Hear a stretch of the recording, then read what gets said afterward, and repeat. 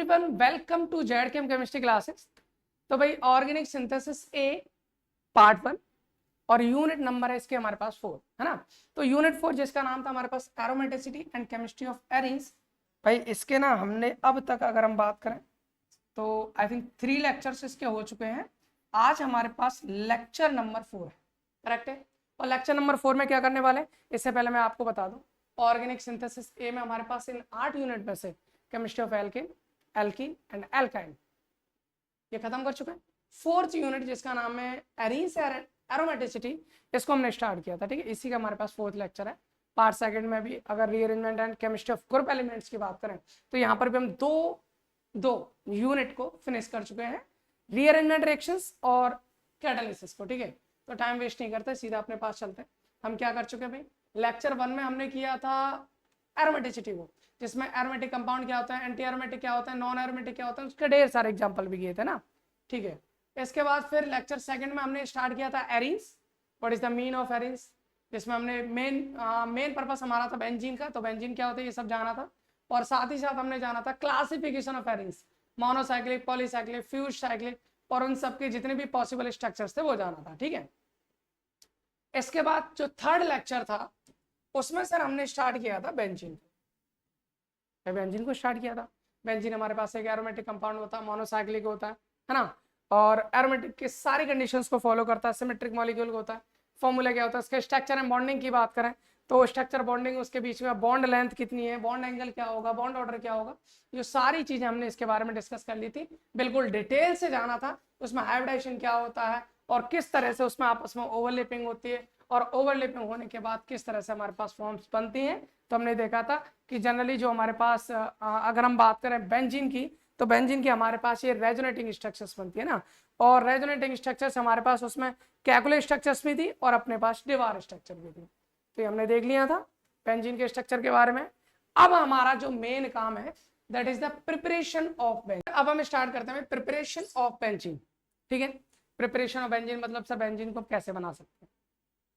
Benzene को बनाने के हमारे पास बहुत सारे तरीके होते हैं। अगर हमको बेंजीन को फॉर्म करना है, बेंजीन को बनाना है, तो हमारे पास डिफरेंट टाइप के मेथड्स हैं। और वो कौन कौन से हैं, तो पहला मेथड है हमारे पास फ्रॉम लाइट ऑयल। ये सर लाइट ऑयल क्या होता है ना, लाइट ऑयल क्या होता है, तो मैं आपको बताता हूँ। लाइट ऑयल कोई एक स्पेसिफिक कंपाउंड नहीं होता, इसमें बहुत सारे कंपाउंड होते हैं। मैं आपको शुरू से बताने की कोशिश करूँ। आपने कोयला देखा होगा, कोल जो उसको बोलता है ना, कोल। अगर हम कोल को हीट करते, कितना हीट करना सर, लगभग 1000 डिग्री सेल्सियस पर। 1000 डिग्री सेल्सियस पर जब आप हीट करते हो, इसको बोलते हैं डिस्ट्रक्टिव डिस्टिलेशन करना होता है इसका। जब आप करोगे तो आपको ये 4 पार्ट देखने को मिलते हैं। 4 पार्ट कौन से, एक होता है कोक, दूसरा होता है कोल गैस, तीसरा होता है अमोनिकल लिक्विड, और एक होता है हमारे पास कोल तार। इस कोल तार का ही एक पार्ट होता है जो होता है हमारे पास कौन, लाइट ऑयल, ठीक है। ये लाइट ऑयल हमारे पास होता है। अगर मैं इस लाइट ऑयल की बात करूं, मेरे पास इस लाइट ऑयल में क्या क्या चीजें मिलती है, देखो सुनो, यहाँ कोई रिएक्शन नहीं है, यहाँ कोई रिएक्शन नहीं, यहाँ पर केवल आपको समझना है, केवल आपको इस प्रोसेस में ये समझना है कि हम बेंजीन को कैसे पता कर सकते हैं। तो अगर मैं बात करूं लाइट ऑयल, तो सर लाइट ऑयल में क्या क्या चीजें होती है। लाइट ऑयल में फिनॉल भी होता है, लाइट ऑयल में बेंजीन भी होती है, लाइट ऑयल में आपका हम बोल सकते हैं कि टॉल्यूइन भी होता है,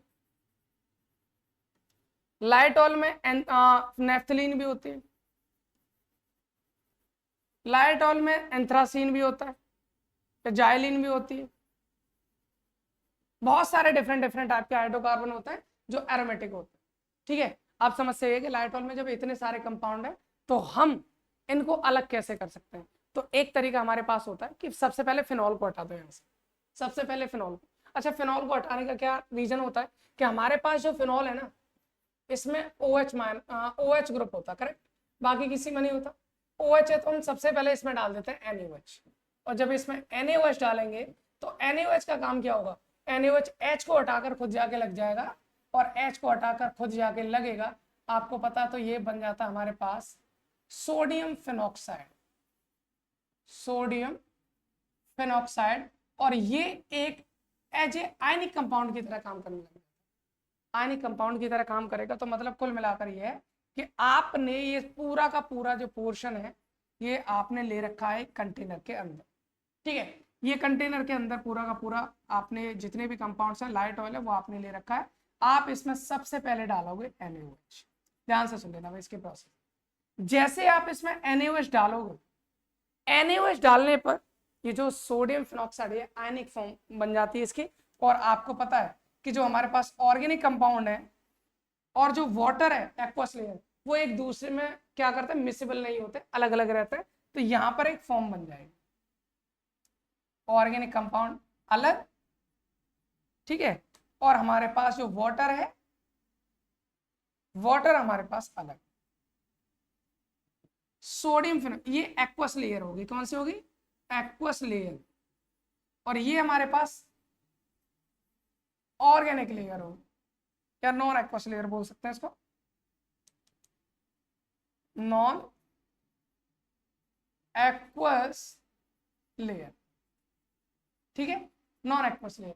अब फिर आप इसको फिल्टर करके, आप इसको फिल्टर करके अलग कर सकते हो, एक्वस लेयर अलग और नॉन एक्वस लेयर अलग।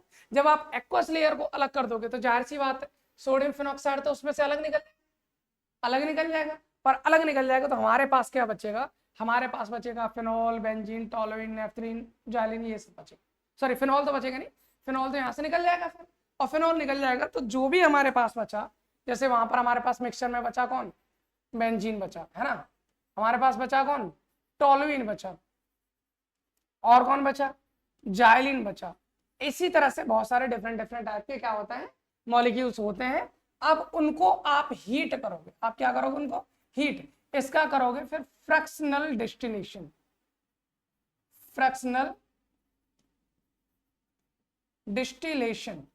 जब आप फ्रैक्शनल डिस्टिलेशन करोगे तो डिफरेंट डिफरेंट टेम्परेचर पर डिफरेंट डिफरेंट टाइप के मॉलिक्यूल्स आप गेट कर सकते हो। मान लो आपने 80 डिग्री सेल्सियस पर आप हीट करोगे तो आपको यहाँ पर क्या मिल जाएगा, बेंजीन आपका वेपर फॉर्म में मिल जाएगा, बाकी सारी की सारी चीजें वहीं पर मिलेंगी।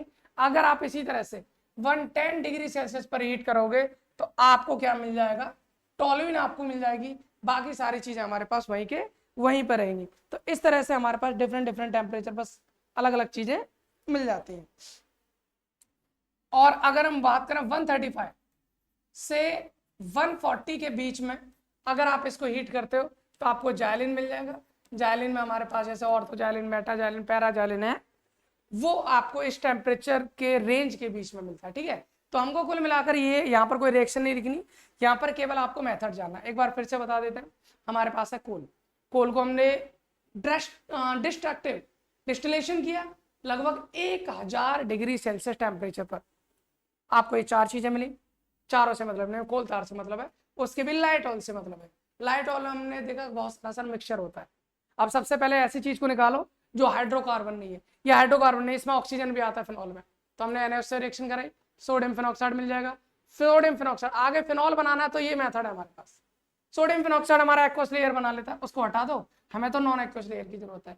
जैसे नॉन एक्वस लेयर निकाला तो हमारे पास उसमें क्या, ये सारी चीजें आती हैं। हमने इसको फिर फ्रैक्शनल डिस्टिलेशन करते हैं, अलग अलग टेम्परेचर पर गर्म करते हैं तो हमें अलग अलग कंपाउंड मिल जाते हैं। अगर आप 80 डिग्री सेल्सियस पर गर्म करोगे तो आपको बेंजीन मिल जाएगा, आप 110 डिग्री सेल्सियस पर गर्म करते हो तो आपको टोलुइन मिल जाएगा। इसी तरह से आगे 135 डिग्री सेल्सियस या 140 डिग्री सेल्सियस होता है तो आपको जाइलिन मिल जाता है। तो ये तो मेथड था। अब हम आते हैं कुछ रिएक्शंस पर जो हमको जरूरी है। सेकंड रिएक्शन हमारे पास क्या है, सेकंड रिएक्शन हमारे पास या सेकंड मेथड हमारे पास बेंजीन को बनाने का क्या है, वो है फ्रॉम एसिटिलीन। सर हम एसिटिलीन से बेंजीन बना सकते हैं, कैसे बना सकते हैं जरा सुनिए। एसिटिलीन का फॉर्मूला पता क्या होता है sir, CH triple bond CH, ये एसिटिलीन होता है, एल्काइन होता है ना, बिल्कुल। सर बेंजीन बनाने के लिए ऐसे मेरे को 3 एल्काइन चाहिए, लिख लो CH ट्रिपल बॉन्ड CH, ठीक है। इसी तरह से CH ट्रिपल बॉन्ड CH, ऐसा उल्टा ही लिखना पड़ेगा, CH triple bond CH, CH triple bond CH। अगर मैं इसको हीट करता हूं, इसको क्या करता हूं मैं, हीट करता हूं ऑलमोस्ट 500 डिग्री सेल्सियस पर। अच्छा हीट भी क्या करना, रेड हॉट ट्यूब होती है, रेड हॉट आयरन ट्यूब मान, रेड हॉट ट्यूब मतलब लोहे को गर्म करके उसकी एक ट्यूब बना लो, इतनी गर्म करे रेड हॉट हो जाए 500 डिग्री सेल्सियस पर, होगा क्या सर? ये होता है। आपको सिंपल वे में बताऊं तो इसका एक बॉन्ड इधर जाएगा, इसका एक बॉन्ड इधर जाएगा, इसका एक बॉन्ड इधर जाएगा, इससे क्या हो जाएगा सर? इससे देखो ये हो जाएगा, यहाँ बचेगा CH CH, तो 3 बॉन्ड की जगह क्या आ जाएंगे, एक बॉन्ड चला गया तो डबल बॉन्ड, यहाँ से एक बॉन्ड इधर आ जाएगा तो यहाँ से सिंगल बॉन्ड, फिर यहाँ पर डबल बॉन्ड, फिर यहाँ पर सिंगल बॉन्ड, फिर यहाँ पर डबल बॉन्ड, और फिर यहाँ पर सिंगल बॉन्ड। ये बन जाएगा जिसको हम पहले ही आपको बता चुके हैं कि this is the structure of patch. तो बेंजीन बनाने का बहुत ही सिंपल सा मेथड है, आपको करना कुछ नहीं, रेड हॉट ट्यूब लेनी, उसमें आपको एसिटिलीन लेना है और उसको लगभग 500 डिग्री सेल्सियस पे हीट करोगे तो आपको वो सारे के सारे मॉलिक्यूल पॉलीमराइज हो जाते हैं और पॉलीमराइज होकर बेंजीन देते हैं, खत्म कहानी। ठीक है, अगला है हमारे पास bicyclization of long chain alkanes. Long chain alkanes में मोस्टली हम जो करते हैं वो करते हैं हम एन हेक्सेन के साथ। एन हेक्सेन का मतलब सर 6 कार्बन की चेन होगी, 6 कार्बन होंगे, कैसे होंगे देखो इस तरह से करता हूं मैं इसको भी, थोड़ा सा CH3 एक CH2 CH2 CH2 CH2 CH3, N hexane. Hexane का मतलब 6 कार्बन होंगे ना, देखो 1 2 3 4 5 6। इसको भी अगर आप हीट करते हो लगभग 200 डिग्री सेल्सियस पर, लेकिन वो भी कितना, Cr2O3 की प्रेजेंस ऑन एल्यूमिनियम। एल्यूमिना पर हमारे पास Cr2O3 होता है जो कि ऑक्सीडेशन करने का काम करता है, और ऑक्सीडेशन करने के बाद पहले तो इन दोनों में से एक एक हाइड्रोजन हटाएगा और यहाँ पर एक बॉन्ड आ जाएगा, फिर उसके बाद सबसे एक एक हाइड्रोजन हटाकर सबके बीच में एक एक डबल बॉन्ड भी आ जाएगा, और फाइनल आपके पास बेंजीन रिंग मिल जाएगी, खत्म कहानी। बहुत सिंपल से डायरेक्ट क्वेश्चन है ये, आपको मुझे लगता है क्लास 11th में आप इन चीजों को पढ़ के आते हो। फिनॉल की बात करें सर, ये आपको फिनॉल वाले चैप्टर में आप पढ़ के आते हो, क्लास 12th में क्या होता है फिनॉल में, क्या सर फिनॉल से बेंजीन बनाई जा सकती है, ये फिनॉल है हमारे पास।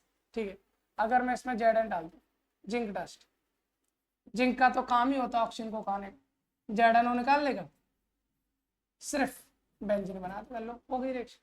अरे इसमें कुछ है ही नहीं, जहां पर हमारे पास मेजर जो पार्ट होता है, जहां समझने में दिक्कत होती है, हम वहां अपना ज्यादा टाइम देंगे, इनमें ज्यादा टाइम नहीं देने वाले।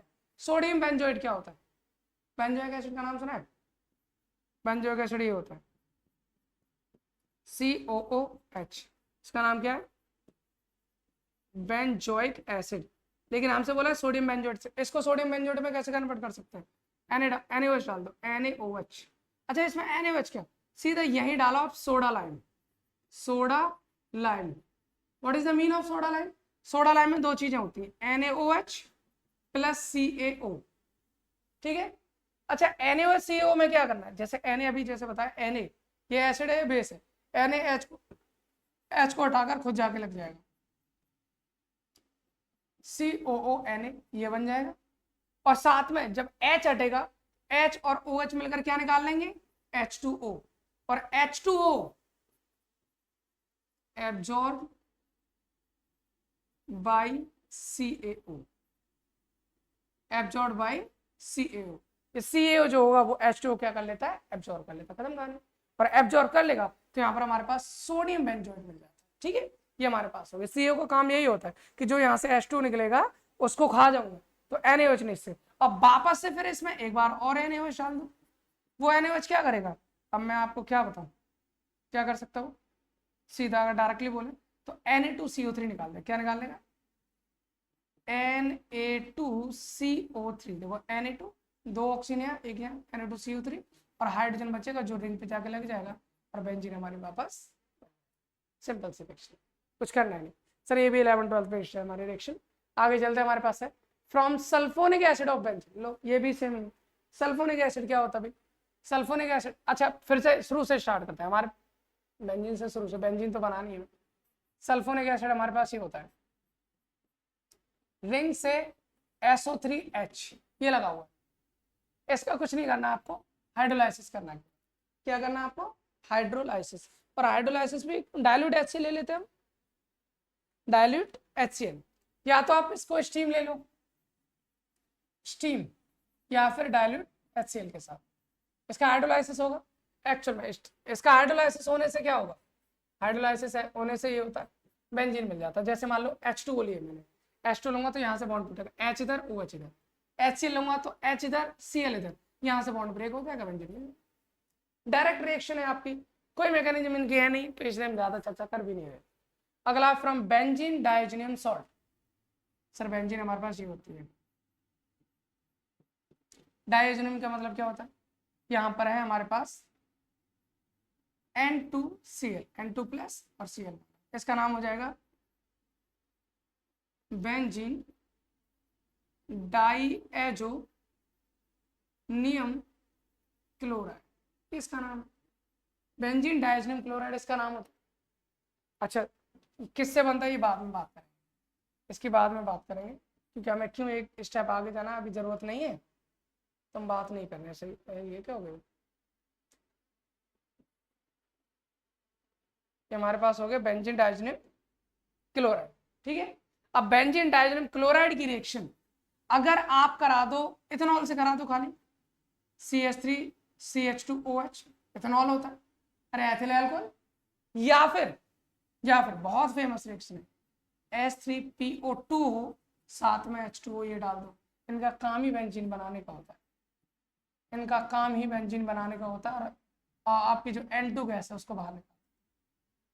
आप कहेंगे सर कैसे, चलो इसको थोड़ा सा डिटेल से मतलब थोड़ा सा समझ लेते हैं, हालांकि उतना नहीं, बट हाँ जितनी चीज हमारे काम की है उतनी हम जान लेते हैं। ये बेंजीन है, इस पर लगा है N2Cl,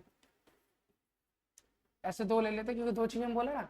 अगर आप इसकी रिएक्शन कराते हो किससे, CH3CH2OH के साथ, दूसरा H3PO2 और साथ में H2O के साथ, सर इनका मतलब क्या होता है, इसका मतलब ये होता है कि ये जो कंपाउंड है इसके लिए रिड्यूसिंग एजेंट का काम, और एक खुद ऑक्सीडाइज, रिड्यूसिंग एजेंट क्या होता है, खुद ऑक्सीडाइज होता है, और जाहिर से आपको पता है ऑक्सीडाइज होगा तो एल्डिहाइड ऑक्सीडाइज होकर क्या बनना आता है, एल्डिहाइड ऑक्सीडाइज, सॉरी एल्कोहल है, नहीं एल्कोहल ऑक्सीडाइज होकर एल्डिहाइड बनाता है। तो ये हमारे पास जो एथेनॉल था वो इथेनॉल में कन्वर्ट हो जाता है, मतलब यहाँ से ऐसे मान के चलिए, फिलहाल एक हाइड्रोजन यहाँ से, एक हाइड्रोजन यहाँ से, एक कार्बन से, एक ऑक्सीजन से, H2 निकल गया, एल्डिहाइड। दो हाइड्रोजन काम क्या करेंगे, एक हाइड्रोजन तो Cl के पास आएगा, Cl के पास आएगा HCl बनेगा, दूसरा हाइड्रोजन बेंजीन ये इस रिंग के पास आएगा, N2 निकल जाएगा, N2 को बाहर कर, N2 निकलने के बाद जो हाइड्रोजन है वो रिंग से आगे लग जाएगा, और यहाँ पर क्या बन जाएगा हमारे पास बेंजीन, ये हमारे पास रिएक्शन। अगर मैं इसकी बात करूं तो इसमें क्या होता है भाई, सेम कहानी, H3PO2 ऑक्सीडाइज होगा, H3PO3 बनाएगा, एक ऑक्सीजन इससे ले लिया, और जब इससे ऑक्सीजन ले लिया तो यहाँ पर दो हाइड्रोजन बचेंगे, सेम काम करेंगे सर, N2 को बाहर निकालो, एक HCl के साथ HCl बनेगा, दूसरा H रिंग के साथ बेंजीन बनाएगा, बस इतनी सी कहानी और कुछ नहीं, सिंपल सी रिएक्शन थी हमारे पास। आगे चलते हैं फ्रॉम हेलोबेंजीन, लो हेलोबेंजीन से कैसे करना भाई, हेलोबेंजीन का मतलब क्या, हमारे पास रिंग है, ये रिलो रिंग, इससे कोई हेलोजन लगा, मान लो Cl लगा है, Br लगा है, I लगा है, कुछ भी हो सकते हैं, हेलोबेंजीन होगी। इससे हमको बनाना क्या है, बेंजीन बनाना है, तो मतलब इस हेलोजन को कैसे हटा सकते हैं, इस हेलोजन को हटाने का भी सिंपल सा तरीका देखो, सबसे पहले आप Mg के साथ रिएक्शन कराओ, गिरगनार रिएजेंट बन जाएगा इससे, ये ड्राई ईथर होता है, Mg ड्राई ईथर ले लो, आपका यहाँ पर क्या बन जाता है MgCl, ये बन जाता है, ठीक है, MgCl ये हमारे पास बन जाएगा। अब यहाँ से इस पूरे पोर्शन को हटाने का हमारे पास कई सारे तरीके होते हैं, पहला तो डायरेक्टली आप वाटर डाल दो ना, वाटर H2, तब भी ये रिएक्शन हो जाएगी। कैसे सर, यहाँ से ये बॉन्ड ब्रेक होता है, ये बॉन्ड ब्रेक होगा, क्या बनेगा H2 में H और OH होता है ना, तो H आ जाएगा रिंग के पास, तो बेंजीन बनेगा, प्लस OH आ जाएगा Mg के साथ, तो Mg से एक Cl और दूसरा खत्म कहानी। लो बेंजीन बनाने के हमारे पास इतने सारे मेथड हो गए, इसके बाद ये फिजिकल प्रॉपर्टीज है, तो कुल मिलाकर इतने ही हमको करने थे, तो टोटल हमारे पास रिएक्शन हो चुके हैं, प्रिपरेशन ऑफ बेंजीन, ज़्यादा कुछ था नहीं, हमने तो ज़्यादा कुछ किया नहीं, किसी के मैकेनिज्म की हमें ज़रूरत नहीं थी। फिलहाल इस लेक्चर को हम यही समाप्त करते हैं, मिलते हैं आपको अगले लेक्चर में, अभी के लिए जय Hind, thanks about. Thanks for watching.